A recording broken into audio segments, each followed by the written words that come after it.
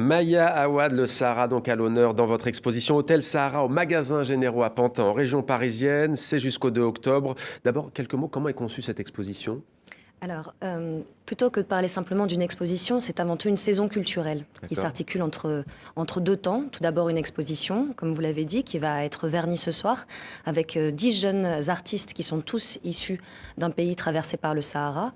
Et puis surtout, j'insiste parce que c'est important pour nous dans notre problématique, un festival qui va avoir lieu à partir de septembre et qui mettra à l'honneur les voix sahariennes, puisqu'il est très difficile de parler du Sahara sans les Sahariens. Alors, il y a une question centrale, en tout cas vous nous amenez à réfléchir sur une question: qui produit les narrations sur le plus grand désert du monde, qui s'étend sur plus de 5000 km de l'océan Atlantique à la mer Rouge? C'est l'une des questions centrales. Oui, c'est une question de problématisation initiale. Dans l'exposition notamment, parce qu'on travaille avec des jeunes artistes qui ne sont pas issus eux-mêmes du Sahara, mais qui appartiennent aux rives du Sahara. Nous sommes dans le cadre de la saison Africa 2020 et la thématique, la problématique de cette saison, c'était comment repenser l'Afrique par le point de vue d'Africains et d'Africains issus des diasporas. C'est ce que nous avons fait dans ce premier chapitre de la saison culturelle, en demandant à chacun de ces artistes, du côté ouest ou du côté est du Sahara, quelles étaient leurs relations, souvent en absence, avec un territoire qui est pourtant géographiquement voisin. Alors on va voir sans plus attendre l'une des performeuses, Hanine Tarek. Elle est danseuse, elle est chorégraphe, et vous nous direz après ce que vous avez pensé de ce spectacle. Regardez.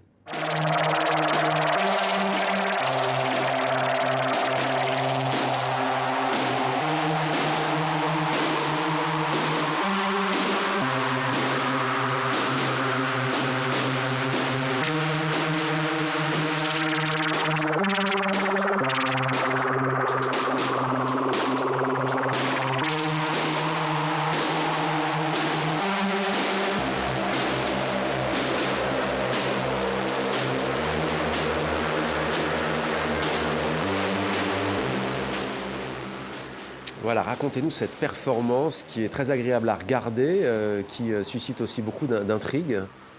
Oui, moi j'aime beaucoup le travail de Hanine, qui est une chorégraphe très intéressante. En fait, à l'intérieur de cette vidéo qu'elle a filmée, Hanine voulait s'intéresser en fait à la sursurveillance des espaces sahariens actuels. Donc en effet, on pourrait penser que ce sont des espaces qui ne sont pas autant surveillés que des zones urbaines. Au contraire, je cite par exemple la base militaire américaine au Niger, qui est une des plus grosses bases de drones en Afrique.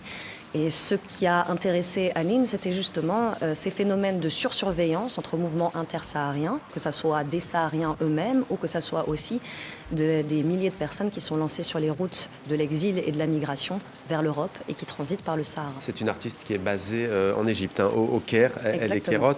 On va regarder peut-être une autre œuvre, une autre performance de Salim Bahiri. Alors je vous préviens, écoutez bien les sons, tous les sons, ils font partie de la performance. Donc il y a des bâtiments qui sont des années 60 et d'autres des années 80. Ça c'est des années 80. La partie marron. Ouais. Ah, c'est plus vieux. Oui, après. Ça c'est 90, les années 90 celui-là. Ah, c'est une extension. Ouais. Ah. En plusieurs fois, ça a été fait en plusieurs fois. Ouais. Parce que les archives deviennent de plus en plus grandes. Avant la Révolution, c'est dans Paris. Après la Révolution, c'est hors de Paris, c'est à Pierrefitte, à Saint-Denis. C'est en banlieue parisienne. Et après, tout ce qui est militaire, c'est plus au château de Vincennes, mais aussi un peu juste limitrophe avec Paris. Okay. Ça dépend des... Voilà. Ils ont fait plusieurs pôles, parce que sinon ça devrait... Voilà. Maya Awad, qu'est-ce qui vous fait rire? Non, c'est peut-être le rêve de beaucoup de doctorants que de taper sur le bâtiment des archives d'outre-mer, des archives coloniales françaises. Ouais. Ça c'est l'autre grande question. La question des archives, elle est très présente. C'est où sont stockées les archives. En tout cas, c'est ce que fait Salim Bahiri, décoloniser les géographies de l'Afrique monde, en fait. Oui, je crois qu'en plus plus spécifiquement sur le Sahara, il y a une situation assez spécifique. Celle que, malgré le fait que parmi les différentes populations sahariennes, on ne manque pas d'érudits, on ne manque pas de savants, on ne manque pas d'artistes, la majorité des narrations et des productions de savoir qui sont faites sur le Sahara ne viennent pas du Sahara, sont extérieures, proviennent principalement de l'Europe, notamment de la France, mais aussi des rives du Sahara. Donc je pense que c'est cette asymétrie, en fait. Dans la narration. Dans les narrations. Qui pose la question « les Sahariens peuvent-ils parler ?» pour reprendre un peu l'interrogation de la philosophe Gayatri Spivak, qui a interpellé Selim. Et justement, il s'est intéressé aux archives nationales d'outre-mer, puisque une grande partie de l'histoire du Sahara se base sur les archives coloniales. Et il a eu envie de les apostropher et de les interpeller directement. Maya Awad, vous faites en parallèle de cette exposition et de tout cet événement artistique, culturel, politique aussi, si l'on peut dire au sens noble du terme, vous faites aussi une thèse de philosophie politique intitulée « Pour une pensée philosophique du Sahara, décloisonner donc les géographies de l'Afrique monde », c'est ce que je disais tout à l'heure. Pourquoi, selon vous, cette région du monde est-elle autant tourmentée? Pourquoi vous disiez une base américaine immense au Niger avec des drones qui surveillent? Pourquoi? Écoutez, je pense que c'était abordé par votre collègue dans la présentation, c'est-à-dire que le Sahara, dans toute sa diversité, comme il disait, humaine, mais aussi climatique, a pour point commun d'être extrêmement riche en ressources premières. Il a aussi comme point commun le fait que toutes les capitales décisionnelles et politiques sont situées, à l'exception de la Mauritanie et de Khartoum au Soudan, en dehors des espaces sahariens.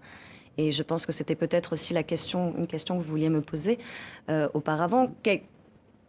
La majorité des espaces sahariens et des populations d'origine saharienne, de tradition nomade, semi-nomade également, la majorité d'entre elles sont administrées du point de vue des côtes et du point de vue des villes sédentaires. Je crois que c'est une question qui est propre au Sahara, mais qu'on retrouve aussi chez beaucoup de populations nomades à travers le monde.